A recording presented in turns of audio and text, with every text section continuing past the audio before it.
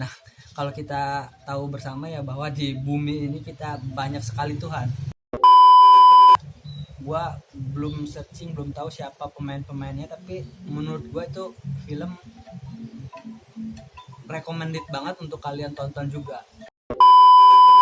Sekarang gua mau ngelanjutin baca buku Franz Kafka ini.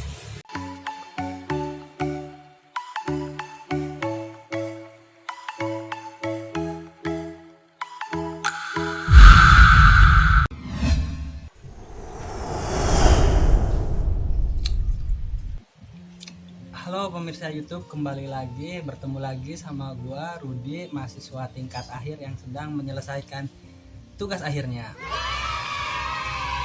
Ini hari keberapa ya? Gue juga nggak tahu, udah nggak ngitung lagi ini hari keberapa karantina di rumah atau work from home. Gua tahu kalian pasti udah bete banget, udah pengen cepet-cepet corona ini berlalu, situasi kita aman lagi, kondusif lagi, kita bisa ketemu teman-teman kita, sahabat-sahabat kita, teman-teman ngopi kita, cepat bisa ngopi di kafe ataupun di tempat makan. Nah, selama karantina di rumah ini banyak hal yang udah gue lakukan. Mungkin dari teman-teman juga sama udah melakukan ini. Yang pertama paling ya nonton TV, main sosial media, tuh mungkin udah biasa kalian lakukan ya. Sama gue juga setiap hari kayak gitu. Terus kemudian baca buku, nonton film. Nah, kalau di video pertama gue dulu itu, gue waktu itu baca novel Haji Murad ya, karya Leo Tolstoy, sastrawan asal Rusia. Nah, sekarang juga gue lagi baca satu buku yang ditulis oleh penulis luar, namanya Franz Kafka. Judulnya The Trial Process. Ini diterbitkan oleh Gramedia, nanti akan lagi gue baca, nanti insya Allah juga kita akan bikin ulasannya. Nah, selain baca buku juga gue belakang-belakang ini, hari ini kemarin tuh gue juga nonton film India. Gue belum searching, belum tahu siapa pemain-pemainnya, tapi menurut gue itu film recommended banget untuk kalian tonton juga. Judul filmnya PK gitu tuh, PK. Itu bercerita tentang seorang alien yang turun ke bumi, kemudian dia meminta kepada Tuhan yang ada di bumi. Nah, kalau kita tahu bersama ya bahwa di bumi ini kita banyak sekali Tuhan. Masing-masing agama punya Tuhannya sendiri-sendiri dan kita pemeluknya meyakini itu. Terus kemudian juga ada Tuhan-Tuhan buatan lah. Nah, tapi untuk lebih detailnya mungkin nanti ya, karena gue harus ngumpulin data-data dulu, gue harus nonton lagi biar nanti bisa menyampaikannya lebih komprehensif lah gitu. Nah, kalau kalian sendiri selama self karantin ini atau work from home, apa aja yang udah kalian lakukan? Silahkan teman-teman komen di bawah, nanti mungkin gue bisa ngikutin yang biasa kalian lakukan di rumah.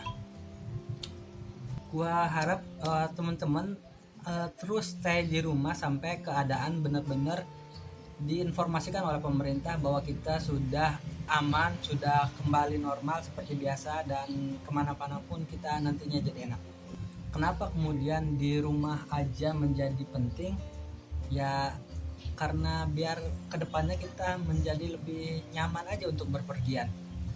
Kita juga harus dukung pemerintah yang sudah berupaya untuk membuat kita nyaman, sudah menyemprotkan disinfektan di setiap fasilitas-fasilitas umum, terus kemudian melindungi para pekerja medis dengan membeli APD dan sebagainya. Nah, kalau itu semua tidak kita dukung dari rumah, ya akan menjadi hal yang sia-sia saja. Oh no. Oh iya, gue juga mau ngingetin buat teman-teman apa aja yang harus dilakukan selama kita menghadapi wabah virus corona ini. Kalau menurut WHO setidaknya ada beberapa hal yang bisa kita lakukan Yang pertama adalah yaitu berdiam diri di rumah saja, tidak melakukan aktivitas di luar rumah dengan berinteraksi dengan banyak orang, menjaga kebersihan dengan mencuci tangan setiap saat setelah kita memegang satu benda, apalagi benda tersebut ada di fasilitas umum, misalnya gagang pintu supermarket, pintu angkot mungkin, atau di kursi-kursi di jalan-jalan trotoar. Terus kemudian juga jangan lupa kalau kita pergi sebisa mungkin kita menggunakan masker. Kemudian kalau bertemu dengan seseorang jangan dulu untuk kontak fisik, bersalaman atau berpelukan. Terus membawa hand sanitizer, kita jaga kebersihan tangan kita. Kemudian setelah bersentuhan dengan barang-barang milik umum atau dengan orang lain, jangan gigit-gigit kuku, pokoknya jangan langsung menyentuh mata, hidung atau mulut, karena virus bisa tersebar melalui dengan cara itu, melalui mata, mulut, dan hidung. Nah, kemudian juga teman-teman jangan lupa untuk etika ketika kalian batuk ataupun bersin gitu. Jangan bersin atau batuk ditutupi dengan tangan bagian dalam kalian, tapi sebisa mungkin gunakan lengan ataupun siku kalian. Jadi ketika kalian menyentuh benda, setelah bersin atau batuk menyentuh benda yang kalian sentuh, itu tidak menularkan kepada orang lain. Tapi kalau menurut gue memang sebisa mungkin kalian ya di rumah aja. Ya tadi itu bisa banyak hal yang bisa kalian lakukan di rumah. Kalian bisa bersih-bersih halaman, bersih-bersih kamar, rumah. Nah, kalau sekarang atau hari ini gua mau bersihin motor Vespa gua, karena setelah pulang dari Kalimantan beberapa waktu lalu itu motor tuh banyak banget debunya. Nanti gua mau lap-lap biar tetap terjaga kebersihannya, tetap kinclong. Yuk, liatin gua bersih-bersih motornya.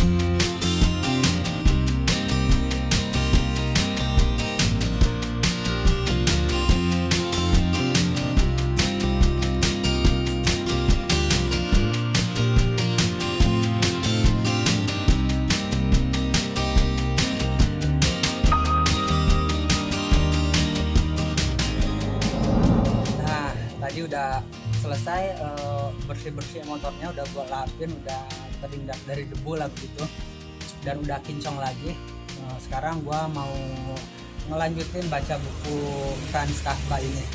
Terima kasih sudah menonton video ini. Bagi kalian yang belum subscribe, silahkan subscribe. Jangan lupa bunyikan lonceng notifikasinya. Kalau kalian suka dengan video ini, silahkan pencet like. Kalaupun kalian tidak suka, silahkan komentar apa yang kalian gak suka, nanti gue perbaiki video-video berikutnya. Terima kasih.